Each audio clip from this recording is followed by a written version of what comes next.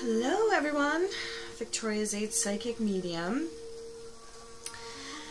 So, part 2 of the Soulmates, Twin Flames, and Soul Connections webinar. I'm having that Wednesday, May 13th, 8 p.m. Eastern Standard Time. And pretty much in part 1, we went over how you would know that you were in one of these situations. So if you haven't seen part 1, I will link to my video site so you can check that out. So that's kind of important into getting into part 2 here. So in this video we're going to talk about what is it like to be in any one of these types of connections, what's the typical scenario that you're likely to encounter, and some of the dynamics, such as the runner-stayer dynamic, which is a really huge one. Some of the other relationship dynamics. We're going to talk about how the role of karma plays into these connections, and when I say that, it's really more about soul lessons, if you want to look at it like that. It's not like karma from a past life that is coming back to bite you in the ass. It's more about what are your lessons.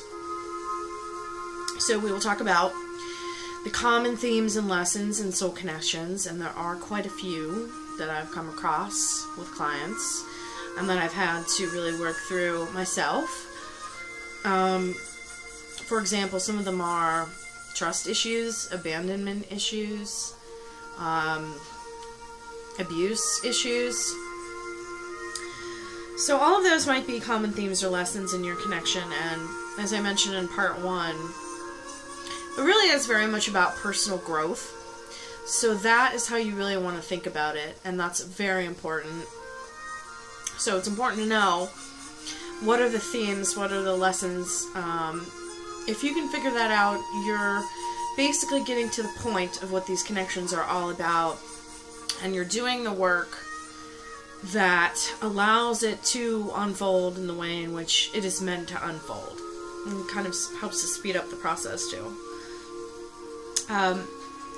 Fear versus love. Fear versus love is probably the hugest choice anyone will make in their lifetime. And every day I think that we make this choice. And these are the really two very opposed energies. Fear is fear of loss, fear of lack. Love is the overflowing joy side. And if you can think about that, it's really kind of hard for all of those things to coexist in the same moment. So it really is a fear versus love choice. We will also talk about unconditional love, also known as source creative energy, if you want to look at it like that, versus ego-based love, and there is a very big difference between the two. And also ways to cope with the different dynamics. What are some of the things that I found that have really worked to get through various types of soul connections, to kind of keep you from going batty. And there are quite a number of belief shifts and just ways of approaching things that can really help you to not suffer as much, or not have to suffer as much, you know, taking away some of that. And we'll also talk about the benefit of self-work. So what is the real benefit of that? And you'll understand that that is really the hugest thing. It's really the hugest gift that a soul connection could really give you, is the work that you do on yourself. Very important. So hopefully everyone who came to part 1 can come to part 2. And if you have any questions, do let me know.